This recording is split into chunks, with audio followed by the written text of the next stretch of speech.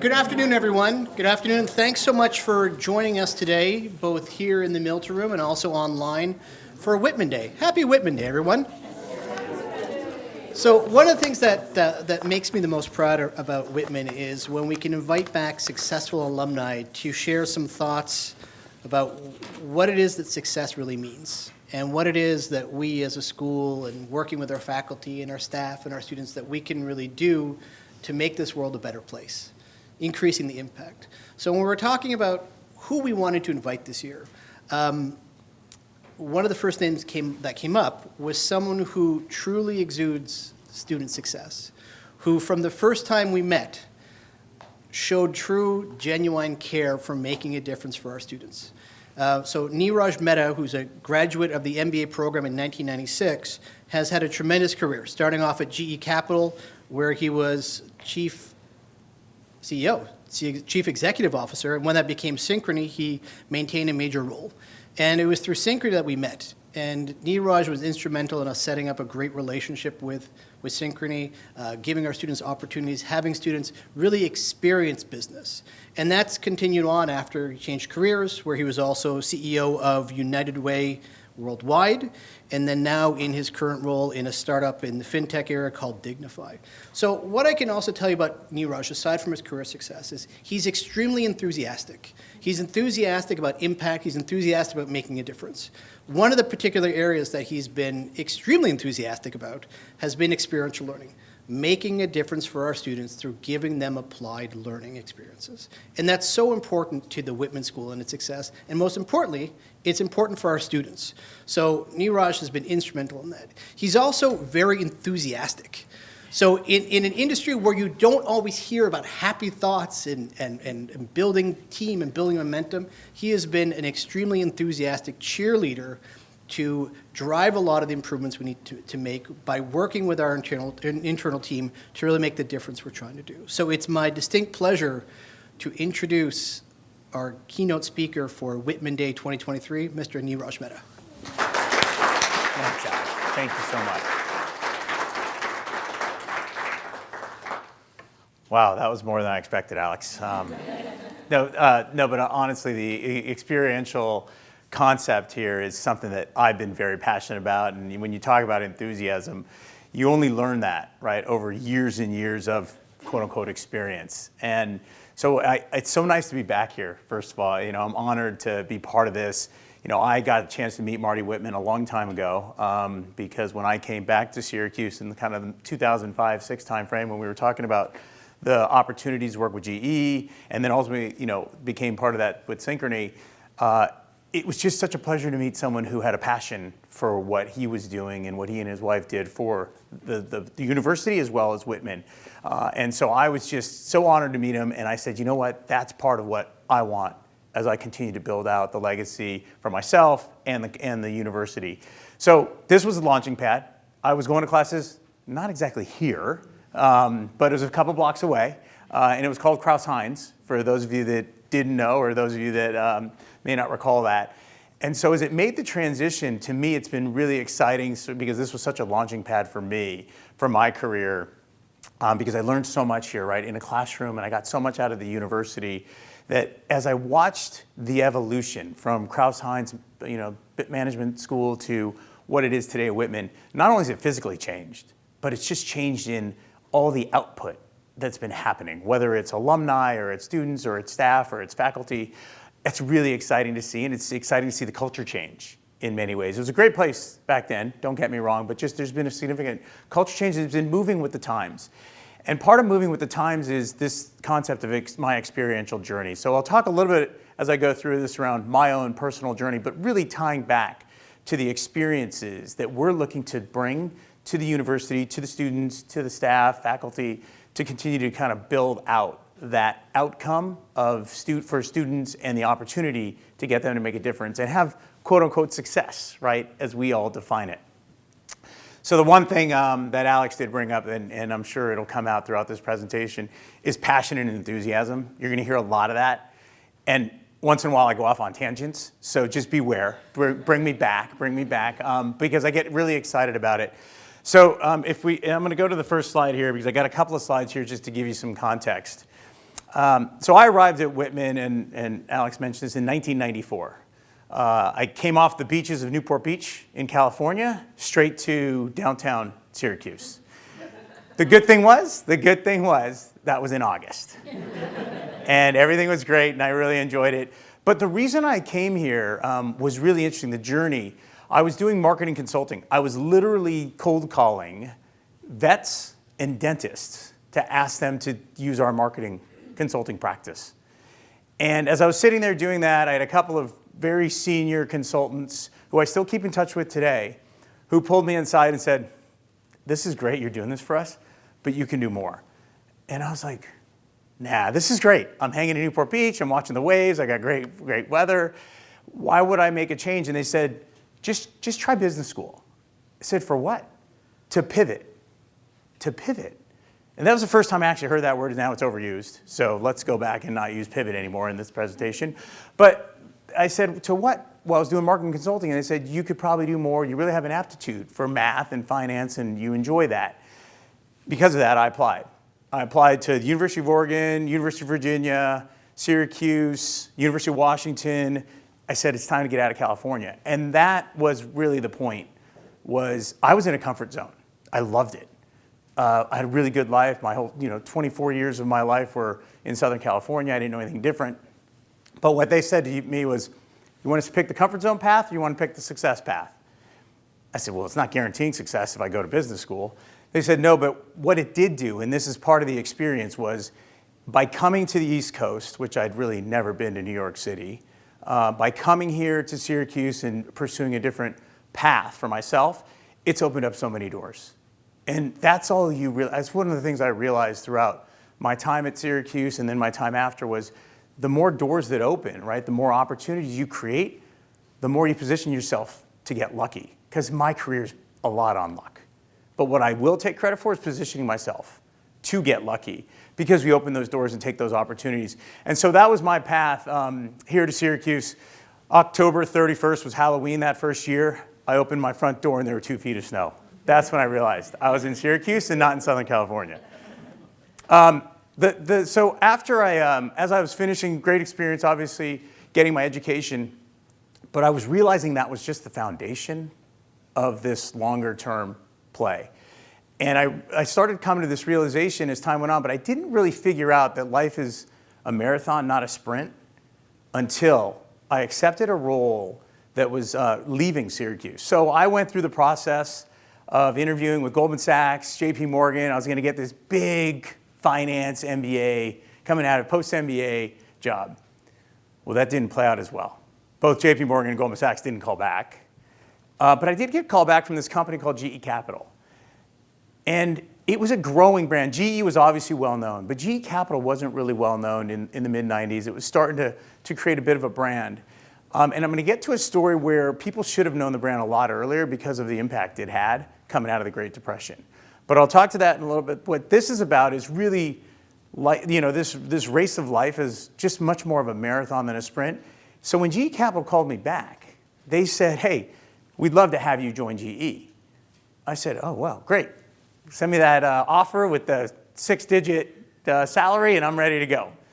No, we don't want you to join GE in an MBA, post-MBA job. We want you to join with some of the undergrads coming out of the business schools around the country with their undergraduate degrees. I was like, okay, well, hold on. I just spent, it's a lot more now, but I spent a lot of money back then on a degree to get an MBA. Why would I do this?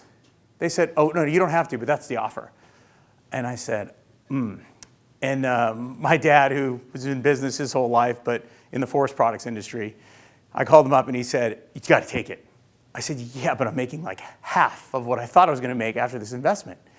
He said, you got to take it. I said, why? He said, it's GE. I said, so?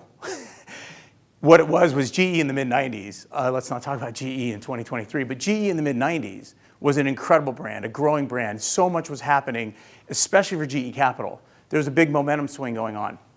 And so that's when I realized, when he said that, is take a bet on the long term, go with the trends, go with the momentum that's happening at GE, don't be disappointed. So 18 months after I took my first job, I had already gotten a job of the equivalent of the MBA students that graduated from Syracuse. 5 years after I took that job, I got the equivalent of leapfrogging pretty much most people that had left Syracuse with an MBA type role. I had leapfrogged not just the role, but the compensation. And so it just taught me, look, this is part of how you got to think about your career and how you continue to evolve your career, is that experience of thinking through where are you joining and why, and what are you looking to get out of it. And if I would have made a short-term decision, I would have probably chased the 6-digit salary, but I made a longer-term decision, and I give a lot of that credit to my father. The next story is really around the experience of people betting on you. And you've all made bets on people. I know that. People have made bets on you, by the way. You may not know that, but they have. And one of the things that I've found is you always want to make them proud. When someone bets on you, if any of you in the room don't say someone who's bet on you, that was your goal, was to make them proud. There were other goals too. That was, to me, what happened when I was as I mentioned, I leapfrogged a number of people that had left business school at the same time I did with an MBA with a much better job, compensation-wise and title-wise. So I had someone, one time I'm working a risk management model. I was in the risk organization inside of GE Capital. I'm working my model in my cube. My boss's boss calls. So I don't know if you all remember when you had those phones that displayed who was calling in the office. Up popped his name. I'm like, I got to pick this up, but I'm not sure what I'm going to do. Either I've lost my job or I've got a really big opportunity. So I picked the phone up. He says, come on down. We want to talk to you about an opportunity. I was like, oh boy. So this was my boss's boss. So I walk down there. I go in the office, and they say, and they're pretty, once you get to senior levels, many of you have probably been in those roles, you're pretty brief and to the point. Like, there's not a whole lot of, hey, let's spend some time building up to what this is. Basically said, we want you to move to the West Coast and take a sales job. I got to go back and work on my risk management model in my cube. You want me to go take a sales job? That didn't connect. But years later, obviously, it connected because they had saw, again, similar to those two people that mentored me and told me to go to business school, they had decided to say, hey, there's some skills I had that I could apply. We picked up our bags. We moved to the West Coast from being risk management to being a salesperson, carrying a sales bag, traveling around all over the place, from San Francisco to Denver, San Francisco to Seattle, and working on sales. So I was a very, very big success in that job. I didn't think I would be, but I was, because I was working really hard to make that person proud of me. And that was the experience that unleashed a lot of confidence. It really unleashed confidence because it made me realize there's a lot more that I could do that I didn't even know. There was a potential that others were seeing. And I'll tell you, that was an eye-opening for me, is that the boss's boss had a lot more experience than I had, and he was able to apply that to me and make a bet on me. And I've given that back ever since that day happened to me, because I've made the intention to make bets on people, to give them those chances because of that experience that I went through, but also the experience I've garnished and I've kind of gained over the years. So this is my favorite slide, because this is really what I think was the catalyst to me really driving success in GE Capital. And what was really important in GE were two things. Get to owning a P&L. And secondly, it was making officer of the GE company. I still look back today and I'm not really sure why those were all so important, but that was the culture. So this is, all you know Wayne Gretzky, and it's a quote that's well known. So this isn't a quote that any of you haven't heard before. But what it did for me was I got my first P&L. And the reason I got that first P&L was because of all the hard work I'd put into that sales role that I had talked about. And that P&L wasn't very big. It was a $10 million income P&L. Trust me, I'm now running a company that's losing $10 million a year. So it's a big deal now. But it's a $10 million P&L, and it was so exciting for a couple of reasons. I got to move to London and take on that role. So I got to now go international. I totally missed the study abroad opportunity at school. I go back and tell my kids, don't miss that opportunity, because I got it though through the experience of the company. And that was one of the benefits of going to a company like GE. I had that opportunity, and I got to fill that void, and I got to fill that experience, which has changed my perspective in so many ways that could be its own 1-hour session. But what happened in that job was I got to now change the dialogue around, the perspective of where are we today? Where are we trying to go? And what I learned was, as I went through that first P&L, I was watching the markets and the environment, and I don't know if any of you remember, it was 2005-ish time frame.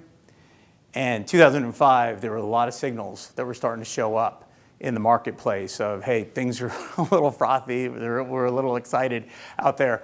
But what it taught me was keep watching the markets, keep an eye on what's happening, and make moves at those times. And so that really gave me the opportunity to really start understanding, the difference between making a difference in just your organization and kind of watching where the puck's going and making a move for the future. And so that was a big learning for me, was being able to take that risk and starting to understand that perspective of sort of owning your own business and then being able to understand the markets and what was happening out there. And don't play the puck where it is, because that's not going to be there when you make those strategic decisions or those big opportunity moves. And that also kind of got me to this point of, as you own business P&Ls and as you own businesses, you start having to understand a couple of things. And I'll tell you, the thing that came out of this kind of concept of control what you can, but influence what you can becomes more important. And that was one of the things that I realized as I started owning a business, owning resources, making decisions that I had to live with, was the success that came out of that wasn't so much in the control. The success that came out of it was in the influencing that you were able to do. And you had to stay focused on so much of that opportunity that was out there. And so as I started owning P&Ls, as you say, they went from 10 million the first one, then to 70 million the next one, and then to 200 million the next one. And then the final one I owned at GE Capital, then ultimately Synchrony, was a $500 million P&L. And so that was the progression. Obviously, organizations got bigger. It went from 10 to 30 to a couple hundred to over 1,000. And that was the progression where I really started realizing this concept of control versus influence. And you always thought managing a P&L was the skill that was most important. It actually wasn't as time went on. And I'll tell you a quick story aside. I told you I'd get a little distracted. What happened in the financial crisis was there was a shift in all financial services companies. So any of you that are in financial services would love to exchange notes, from the P&L manager controlling all the resources to separating the P&L into a more matrix-looked organization where you had the first line, which is really what you controlled, the second line, which was really risk management, and then the third line, which was controls. That's how organizations got broken up to. And as you looked at this influencing concept, the thing that I learned as I went through that progression, as going from a P&L manager in the previous world to a post-financial crisis P&L manager, was influence became way more important than control. And that becomes an important thing, I think, across a lot of industries now, whether it's healthcare or it's finance or it's technology now. You're starting to see the technology companies start going through this. They've now evolved to a point where they're like, wait a minute, some of these tech entrepreneur people are really good at innovating and developing and creating products and getting them to market quickly, but we got a back end of this that's around profitability and controls and processes, that you're starting to see that also now in technology. But that, I think, this is an important slide. This is an important slide for me in experience, was the experience of getting a P&L, managing a profit and loss center, then evolving to controlling that, making decisions around it, and then getting to the, hey, wait, influencing the system, influencing the things around it are really important. So that was a really important learning for me. And again, experience comes to it. So this is, again, this is probably the biggest foundational, fundamental thing that I now have as part of me in my decision making that probably has led me to the most success. And that is risk return. It's very simple, but it's very complex when you think about it. So when you go through the financial crisis, on the back side of it, there were a lot of opportunities, right? So what, again, I know this is being recorded and we're probably all going out there publicly, what GE didn't do a great job of was managing risk pre-crisis. That was operational risk, that was enterprise risk, that was brand risk, that was process risk, not just credit risk, right? A lot of people, when they think risk, even today, if you go around financial service companies, you hear people talk about risk and they say credit in the same term. Credit is just a component of the bigger enterprise risk concept.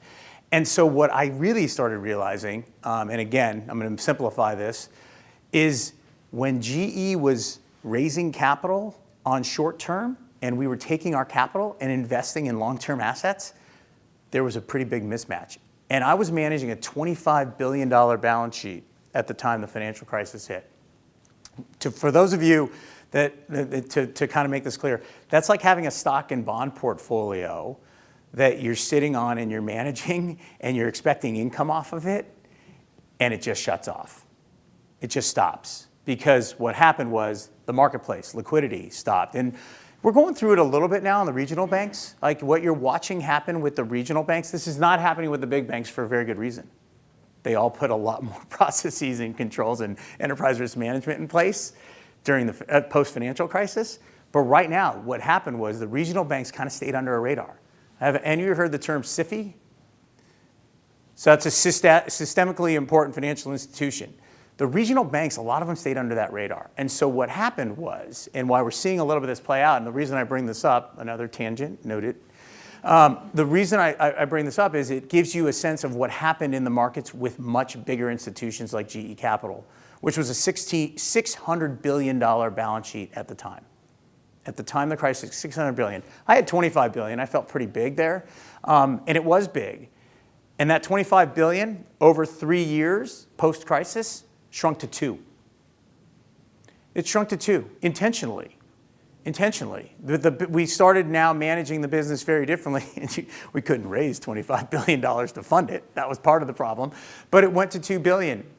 And the reason, the risk return lesson on this that is really, really important, and again, like it's the foundation to me, is every decision I make now, personally and professionally, I'm thinking risk and I'm thinking return. And why do you make it? And you can do that with what I realized is you can do with every decision. What my kids realized is that's really annoying. And so that was part of what, though, again, coming back to this experience, going through that experience, and never do I want everyone to go through the financial crisis, trust me. That was not a great experience at the time. It was stressful, and I think I lost a few years off my life. But that being said, I came out of it with this experience of, okay, wait a minute. This risk return concept is really important for us to keep applying to what we do. And then now let's get to the fun part of it. Here's where the passion and enthusiasm come out, Alex. So I come out of this crisis. I made a name for myself because I figured out this risk return, and we started taking a lot of risk post-crisis within the portfolio. That $25 billion portfolio, though it went to $2 billion, it was throwing off a margin that was much bigger than the $25 billion was throwing off.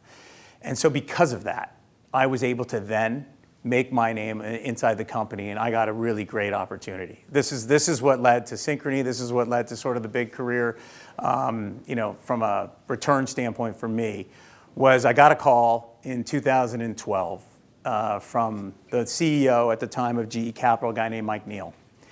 And Mike Neal says to me, hey, why don't you go run one of our Main Street businesses? And I say Main Street for a reason. Because what this was a business. It's called inventory finance. I didn't know anything about it. I was always a deal person. I was taking balance sheets and I was leveraging them and I was making investments and I was enjoying all of that. But when he called it a Main Street business, I came to this realization of there's Wall Street and then there's Main Street. And this Main Street business, and why this picture is one of my favorites, is I started managing a business that was about $10 billion. Okay, remember I told you there's $25 billion in assets? This is a $10 billion business that was throwing off $500 million of income. It's a fantastic business. But what it was is a motorcycle, a boat, a recreational vehicle sit on dealership lots. You've all seen it. It may not be happening for much longer, but you've all seen those lots. We used to finance the product for all of those dealerships while it sat on their lot, and then they'd sell it and they'd pay us back. That was the basics of the business. But we did it across 10 industries, including technology products. And what I found when I was running this business is you go and meet the manufacturers, so the people making the equipment. You go and meet the dealers, the people who are trying to sell the equipment off those lots, and you meet the consumers who buy this or the end users, passion, passion, passion. They loved it. They loved what they were doing. ATVs were fun. Boats were fun. Recreational vehicles were fun. And most of them were in the business because of the product. I was in financial services because I got recruited out of Syracuse with my MBA. It wasn't really a passion of mine. But what I really found was it created so much happiness across these businesses. And this was in 2012.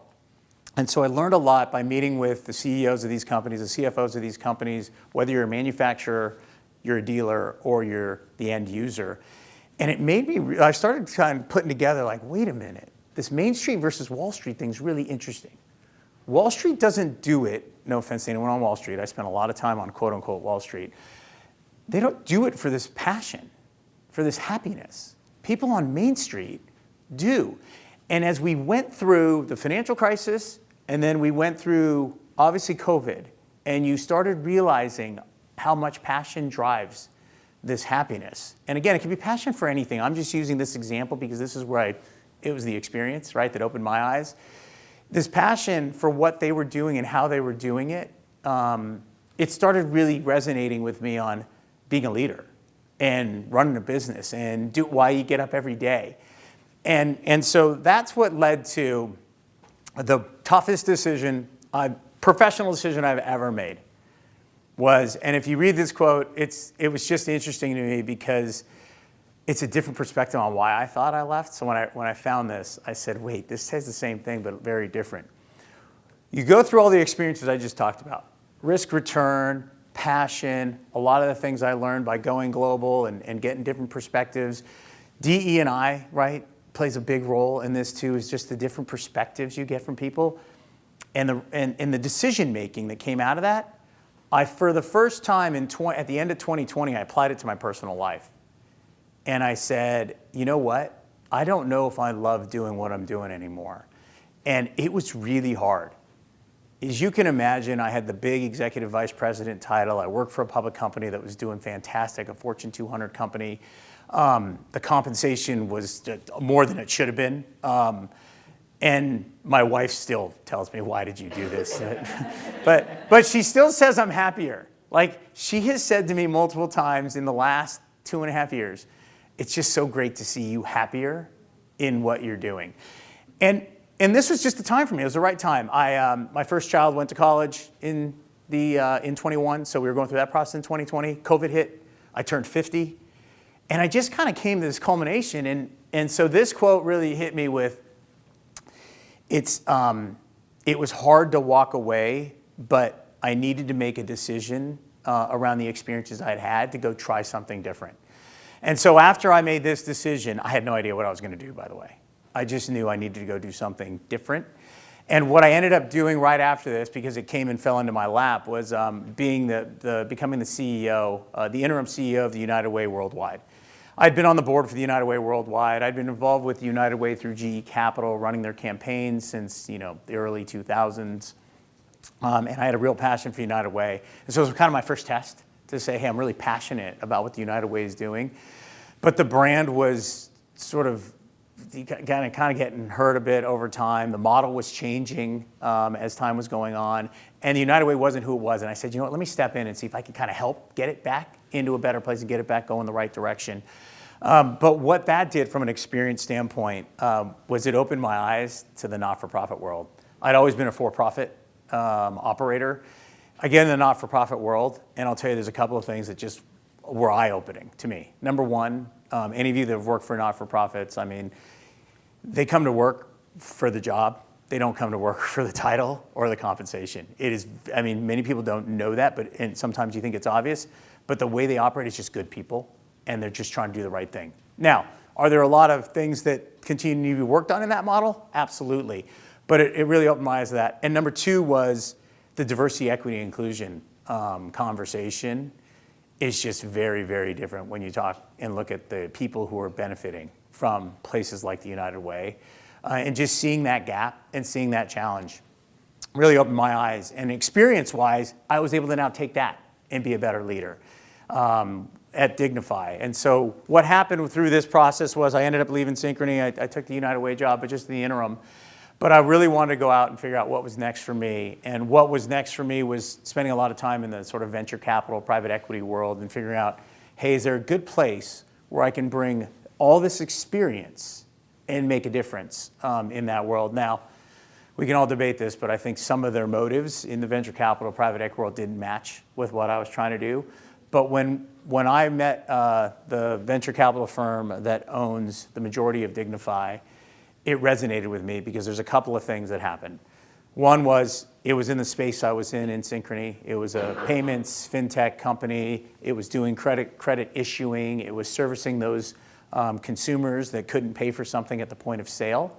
That's number one. But number two was it was mission driven. The founders of the company, who are no longer there, founded the company because people needed to get their cars out of service departments of dealerships, and they couldn't. And that's why the company was created in 2012 to help drive that. It's still culturally very mission driven. Obviously, there's a for-profit side of it. We're not making profit yet. We're trying to get there. But I brought a lot of my operating discipline and background at GE to help drive that. So let's bring this full circle because I think we're going to go into some questions here in a minute, and I didn't want to take too much time just talking about things maybe you weren't interested in. But it's the story, right? It's the context. But if you bring this sort of full circle, being at DigniFi has been able to let me sort of be like a kid again and really sort of curious, learning. I've never worked in a small business. I've never worked for a company losing cash and burning capital on a monthly basis. And I'm just learning so much more. And it's that thirst for learning. I come all the way back to why I came to Syracuse and what got me excited as I made that pivot in my life after moving out of Southern California to New York it was that thirst for learning. And I got into that here as the launching pad, not here, a couple blocks away. I got into that as the launching pad, right, for this journey that I went on over 30 years of experiences. And for me, coming back now and working for a small company with all these things I don't know, all these unknowns, I'm like a kid again. And I'm starting to learn again through experience. Now, it's a little late in my life to kind of have as many experiences as I had through the GE and Synchrony process, but I'm applying a lot of those and I'm still learning more. And what I'm really excited about, and Aaron and I have been spending a lot of time with Syracuse, with the faculty, the staff, and I'm personally committed to this. And I know that I've spent a lot of time with the team here to driving this experiential learning. And it's a concept that Aaron, I'm going to give Aaron some credit here, as I was sitting there saying, how do I end this? How do I finish this off? It was really around sort of embracing education everywhere. And I bring it back to my passions of wanting to always learn, being really curious, and continue to drive that. And what I want to do, and what I want to continue to do, and we're having a meeting tomorrow with the Whitman Advisory Council, is really trying to drive this so that it's top of mind for a lot of our students, a lot of our alumni, that this has made the difference in my career. It's made the difference in my past. Remember that path of, whether I stay in my comfort zone or go for success? Success happened because I jumped out of my comfort zone and I went and had all these experiences. That's what it turned into. Now the foundation was the education I got. I got an undergraduate in criminal justice at UC Irvine. You guys are all surprised. Where's the shock? Criminal justice at UC Irvine. There's a whole story behind that. I don't have enough time to tell. And then I ended up coming here and getting that business and accounting MBA.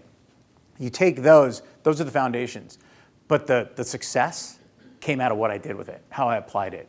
And I think that's really what's going to be important about education going forward at all levels. And I hope that we get to be able to be a differentiator here at Syracuse and drive that through this business program. So with that, thanks everyone for the time, and I'd love to open this up for questions.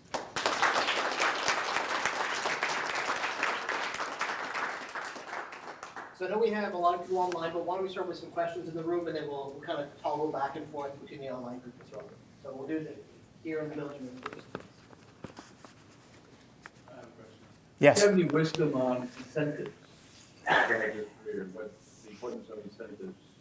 Yeah, align them. No, it's the, that's the simplest way to say it. And I think going back to the conversation around influence, people's behaviors, right, are all driven through how they're incentivized. And I'm working on that right now as I go through the DigniFi process, is trying to align the investors, the board, the management team, the employees, and the customers.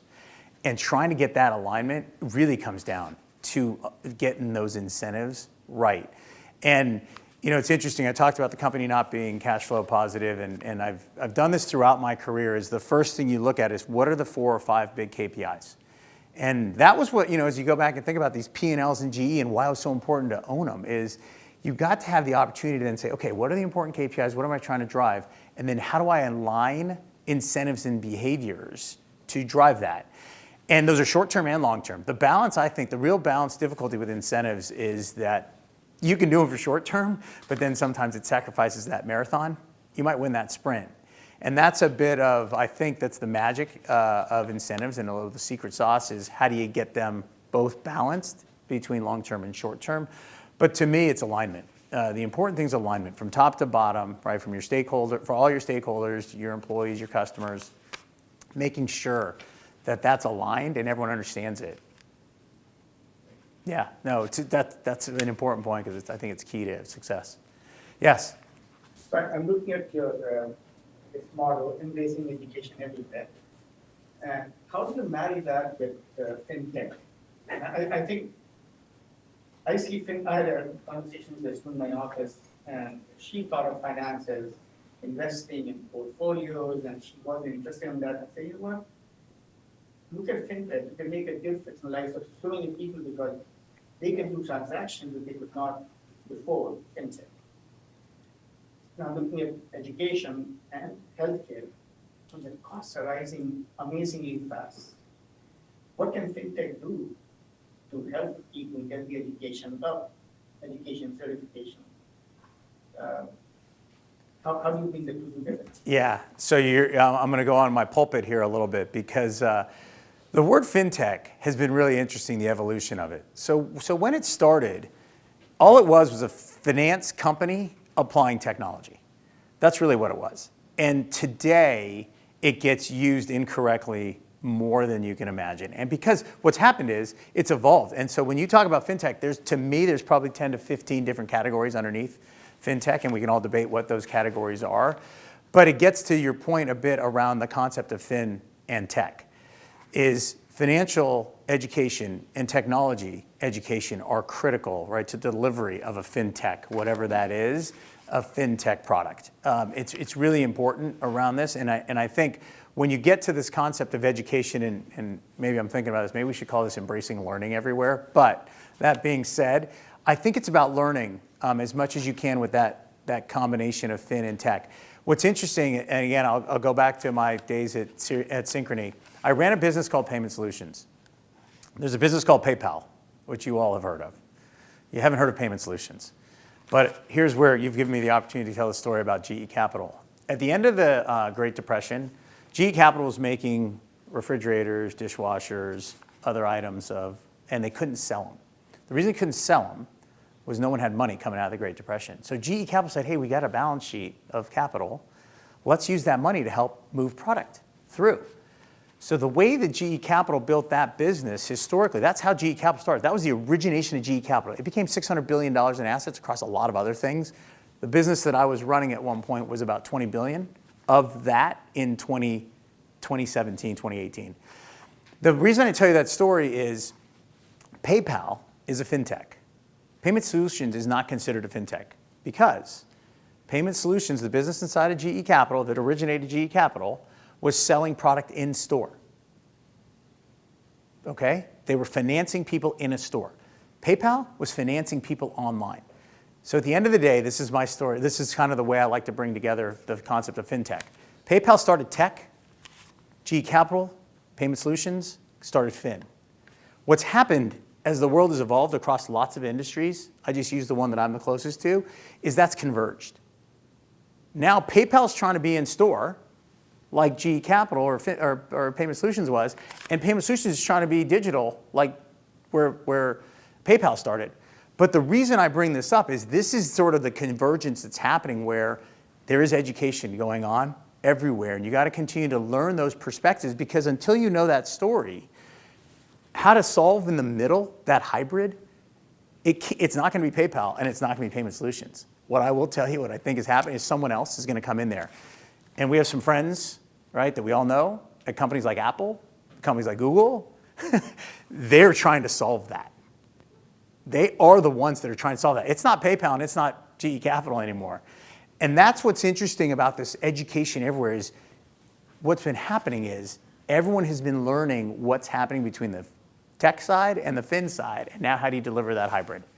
I can go on this for a while, so I'm going to stop so we can get some more questions. But that's my concept around education and making sure you're learning, because I think that's the ultimate model, is a hybrid model. Yeah. Neeraj, we have a request for you to just repeat the Oh, question shoot, here as you well, told me because that. they can't hear it. So that question was around sort of how in fintech do you get to embrace education everywhere? How does that happen, and how do you apply that in fintech? Yes, Tracy. So, thank you, first of all. Excellent talk. What are the one or two lessons you learned from your corporate life that you regularly apply now to your startup life? Yeah, good one. So the question is, what were the one or two lessons I learned from my corporate life that I'm now applying running a small business, venture capital-backed company? So number one, the number one thing that I will always kind of fall back on is accountability. I talked a little bit about this, about the tech world and the entrepreneurs and sort of the strengths that come out of that space. I spent 3 years in the Valley between 1999 and 2001. And hopefully most of you remember what happened at the end of 2001, or throughout that time period actually, was a bubble burst in the tech world.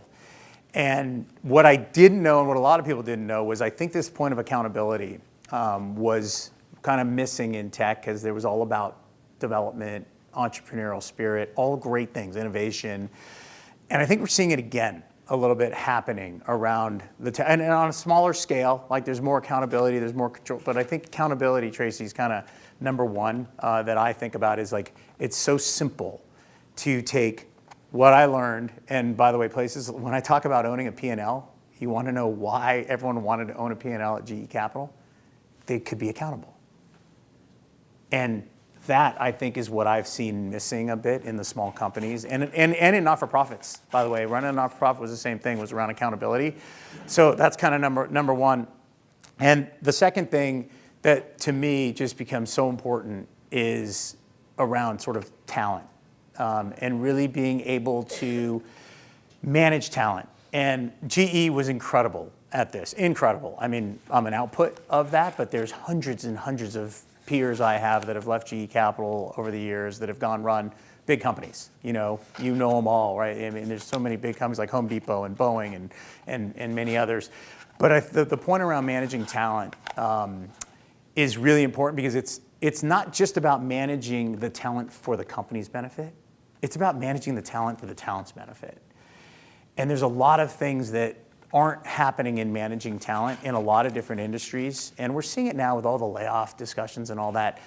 Talent, the outcome and the bad behaviors that happen when we see all these layoffs and you see all this in the media, the outcome of that is because talent wasn't being managed well up front. And to me, managing talent, especially these small companies, and even at not-for-profits, it's not transparent enough, we're not honest enough, we're not, giving enough feedback to the employees. Because at the end of the day, both win. When a company manages talent correctly, both win. And that's really a big one in corporate. And again, I give GE a lot of credit for that, because they ingrained that in me around daily managing talent. That's a good question. Yeah. Yes. On the talent side, you talked a lot about DEI in the nonprofit as well as corporate. Can you reflect back on an opportunity or a time you've had to really leverage talent, having diversity of thought, being able to see, the different perspectives and the value that it's brought and how it may have contributed to your success? I'm so happy you asked that question. This is one of my favorite stories to be able to tell. So I'm going to repeat it. So the question is around diversity, equity, and inclusion. like what are some of the things that I've learned and it's helped me sort of managing talent and helped me thinking about diversity in a very different way, right, as my career's gone on. That was paraphrased, but hopefully it was close enough. So it was back in 2000 and I want to say probably 10. It's probably 2010. I was at GE Capital at the time for 14, 15 years. Someone came to me and said, hey, we need you to be the GE Capital leader for the Asian Pacific American Forum. It's called APAF inside of GE Capital. And I said, oh, really? Well, why do I have to do that? And it was a very selfish response, I know then, and this is where the learning came in. They said, well, we've invested in you, and now we want you to start sort of investing in diversity, equity, and inclusion. So a light bulb went off over that experience of leading that and really understanding diverse perspectives within this community of Asian Pacific Americans. As time went on, and this is where the really aha moment came to me, was, and this gets back a lot to this experience. As I went through that experience, I was starting to realize in every forum I was in, regardless of the color, the gender, right, the race, regardless of that, there were diverse perspectives. They're really diverse perspectives. And someone in the room could have been from the West Coast of California, of the United States. Someone could have been from Australia. Someone could have been raised in the Bronx. And we're sitting in the room and we're having this conversation and I was starting to realize, wait a minute. They're all giving they're diverse perspectives for that reason. And this is where experience, to me, really, I opened my eyes around risk management, around return, around things of, as you think about decision making in general, was the more you get from people that are diverse, the better the decision. And that, to me, was the ultimate learning, was I said, you know what? And there's a very good friend of mine who's in my personal board of directors. His name is Franz Johansson. There's a book he wrote called The Medici Effect. It's a fantastic book. He's going to love this because I'm advertising it for him. But it's around these diverse perspectives. And if you get a chance, you should read through it. It's not a long book. But what it did was I went through my Asian Pacific American experience, and then I started really realizing these decisions I was starting to make through that. I said, let's open that up. And so diversity has become much broader for me than about race and gender and religion. It's become about, hey, everyone comes from some kind of different backgrounds. And that's ultimately where this comes from is I've had my path. I got a chance to tell you my path. I'd love to hear all of yours because those are experiences that are going to lead to better decisions by all of us. And that ultimately is, I hope, where society goes, is you get to this DE&I world where all perspectives are totally valued equally, and then we're all going to be making better decisions, and it's going to be a better place. All right, so I got excited because that was a great question. I have another question from Sharon Landgraf. What role did mentors play in your career? Yes, so that's been heard by everyone. What roles do mentors play in my career is the question. I'll just repeat it again. As I talked to you a couple of times, like enormous. The concept of network is so underutilized in all of our lives. I know social media and all that's created kind of the networking effect and LinkedIn. But I'll tell you the networking to this question around mentors, not one of the mentors that has made a difference in my career have been formally assigned. Not one. They've all been informal. I mentioned someone, I just mentioned a name of someone who's an informal introduction that I met. I read his book. I got to know him. That's how the mentoring has worked for me. And I talked to you about the informal mentors that led me to Syracuse, right, to Whitman School, at the time, Krauss-Heinz. And then I also mentioned the mentor effect that sent me to London to run my first P&L. I also mentioned the mentor effect of kind of what had me, it was a tough decision, right, to leave corporate America and go try something new. And around diversity, equity, and inclusion. These are all mentor effects. And so to me, you have to make a connection. And you have to actually work at that. One of the things that I've done in my career, and I've started doing it less lately, so this is a good reminder. I used to block off Fridays for about an hour and a half to say, who is it I haven't spoken to and connected with in a while? Just as a reminder on my calendar to say, I got to go do that, because you have to be intentional around it. And this was before LinkedIn. I put this in my calendar before LinkedIn started, but it became an important exercise that just turned into more of a weekly exercise. It's not always Fridays anymore, but at least I ingrained that in me. And that to me has been really valuable in that mentoring concept. There was, I think, a question in the room. Kevin? Yeah. We have career advisors here, and we talk about risk and using that to make decisions. We have students going out into the workplace, and they have to make decisions on the path to take, right? What are some questions you might ask yourself when you're going along that path, making decisions to measure the risk? How might you go about that process? Also, you just quickly, I'll ask a second question too. Uh-oh. Because I saw Sebastian wants to. You said something about personal board of directors. Could you just speak to, I use really quickly, I just wanted to. Yeah. hear more So about that. there are two questions. Kevin's cheating. But I'm going to start with the second one first, which was about personal board of directors. But then the second one was really around sort of risks as you think about making career decisions, whether going out into the workplace for the first time or as you continue to manage your career around taking risks and the return of doing that. So I'm going to start with the first one because it's a quicker answer. The personal board of directors to me has been invaluable. It's been something, again, that was more informal, but I've formalized it because I make sure those are the individuals that I touch base with periodically, and I make sure I'm bouncing things off of them, I'm getting their perspectives and their guidance in many ways, because again, they usually have a different experience and they know me and kind of who I am. And so that has been really invaluable, and it's diverse too. And it's diverse across, again, gender and race for sure, but more importantly, it's diverse across their experiences. That's been really critical to that personal board of directors. And as I went through a lot of these decisions and changes, as I talked about in my career, I was bouncing it off of those individuals. I was definitely checking with them. And so again, it's really, really valuable to figure out how to do that. And it doesn't have to be big. You don't have to have 20 people on that. It could be a handful of people. And to me, it's been just helped me, guide me through the decisions.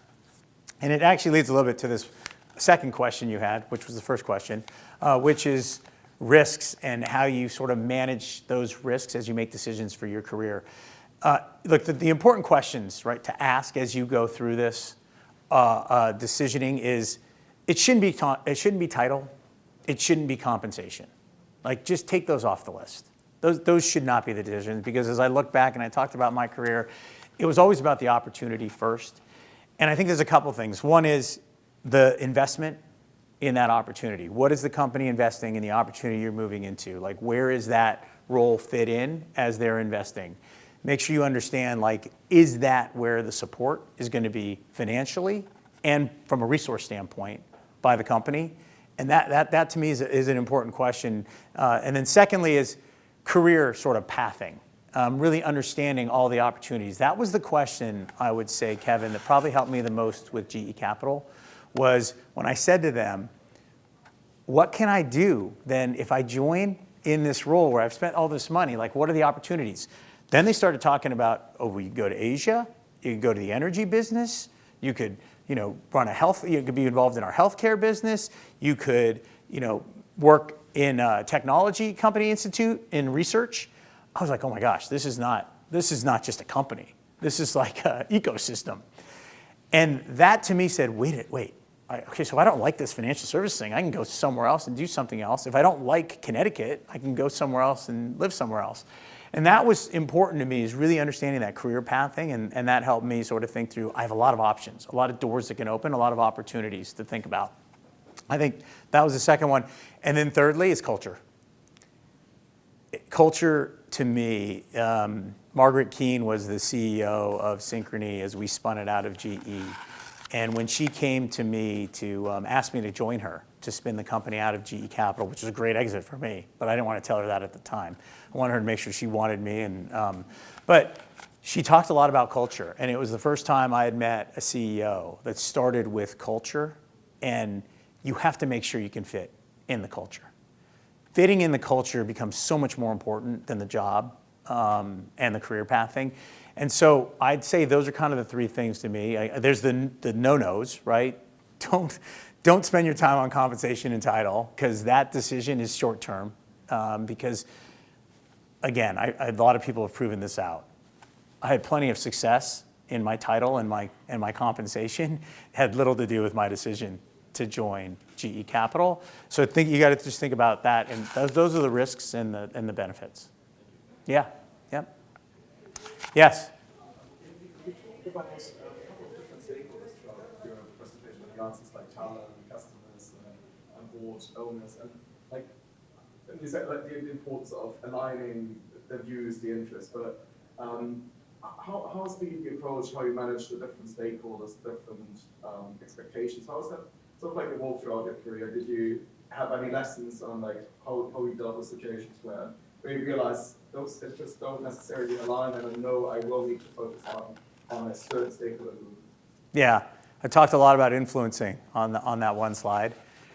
That's the skill I probably developed the most. When you think about a public company board and the influencing I was trying to do there and the aligning there, and a venture capital investor, boy, oh boy, can I not talk about, there's two different worlds. They are very two different worlds. And so you got to be really good at listening. Got to be really good. Like, you got to listen actively as to what is it they want. They will say a lot of things that isn't what they want. And you got to be really important to pull that out. That kind of has been the one of the more important things is a lot of people have these sort of stereotypes of public company boards, stereotypes of VC firms. They play into them. They definitely play into them. But that doesn't mean that's exactly what they want. And so I think that's really becomes important is the listening and the active listening around that. I think secondly is you got to learn how to sort of just be very flexible. I call it organizational agility. That's a really important skill. These counselors here that you think about. Organizational agility is probably one of the skills that people don't hear a lot about, but your ability to think operations when you need to think operations, think finance when you think finance, think sales when you need to think sales. That becomes important in managing all those stakeholders is when you're speaking to a board, they've got their agenda and you've got to have the organizational agility to speak their language. When you're speaking to a front-end customer service rep, you got to have the organizational agility to really understand that stakeholder and what they're trying to get at. And balancing all of that is very hard, but it comes through listening and it comes through sort of that organizational agility and setting yourself up as an organization that has a lot of options, because that to me is part of this influencing concept, is until you understand all those perspectives, you can't influence anyone. If you're not listening to what they really want, you can't influence anyone. And so that becomes, I think, part of the secret sauce of getting to how do you manage all the different stakeholders with all the different interests, is really dig down, get listening actively and getting to what is that critical, right, deliverable that they're looking for, because they'll tell you a lot of things that's noise. You got to get to what's most important, and then you got to align that with the other parts of the organization after you've listened to them. But it's not easy, and it's why a lot of organizations have a hard time with being efficient around sort of productivity and success. It's a good question, though. I like that. Yes? No more? What would you say about the size of organizations and how easy or difficult it is to map culture, incentives? Yeah, the question was around size of an organization and how hard it is to not just align the incentives, but to manage culture. The bigger, the harder. Definitely, the bigger, the harder. You know, one of the things I learned throughout my career, and which I'm having a hard time with now at a small company, is how to really delegate and be able to sort of focus on the really big picture stuff as a CEO. I have 85 people now in the company. We're all rolling our sleeves up. We're all getting involved. And so that delegation becomes a lot more difficult. So the small organizations, the challenge is you got to roll your sleeves up and you got to get dirty. The bigger organizations is it's scale. And being able to hire the right talent is going to create the most success in that alignment. And one of the things I pride myself on was anyone I worked for, I tried to think like they would when I made decisions working for them. And that's where you have the right talent in big organizations, and you can get that culture and that alignment going. It's all about the quality of talent and how well they are at filtering and cascading what the CEO or the business leader is trying to do.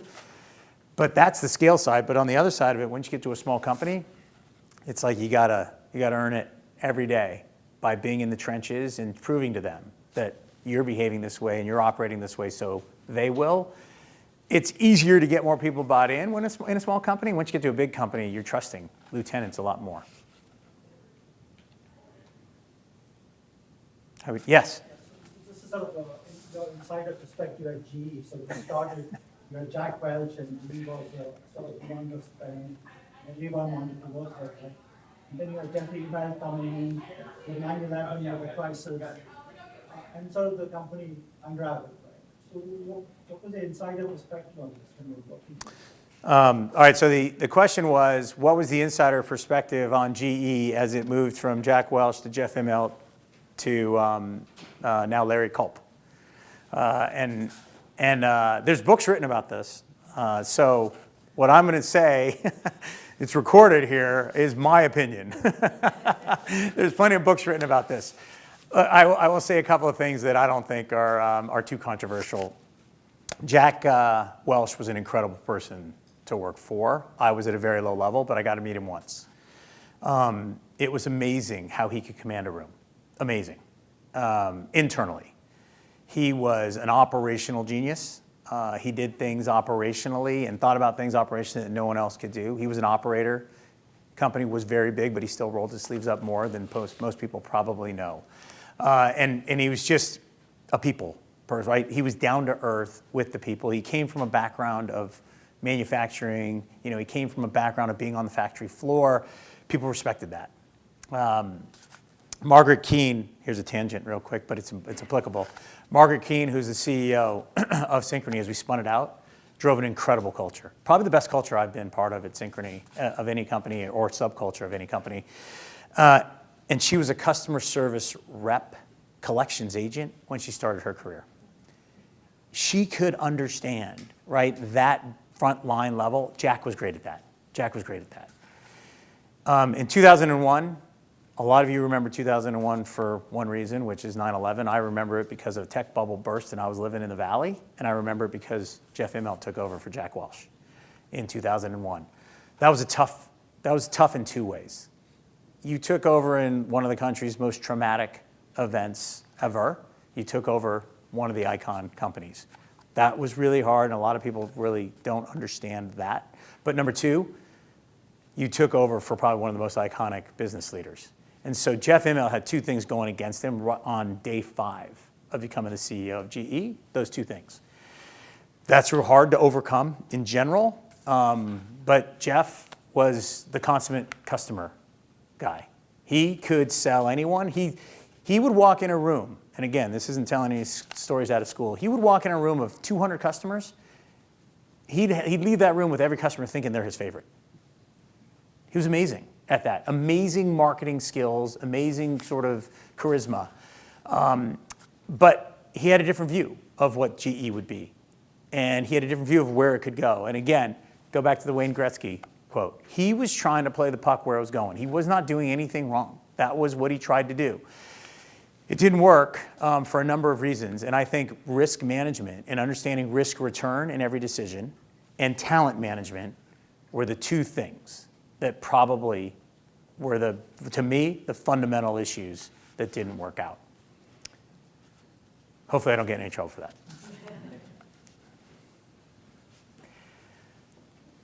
If there's time, yeah, you briefly mentioned about your London experience and also another time you briefly mentioned experiential learning. And those are two things very high in Whitman School's strategic priority too. So you can just share your experience of, tell us a little bit more about kind of the impact of that experience to us. And what specific things that you'd like to see more happening at Whitman Schools these days related with those topics? Yeah, okay. Two questions, and I got teed up again. This might be a really good time to close this if we're running out of time, because these are great questions. One was around my experience in London. I touched on it and about the personal growth and the professional growth through doing that. But then the second part of the question was really around experiential learning and what business schools or academic institutions can do better around that. Let me do the first because the second one is my closer.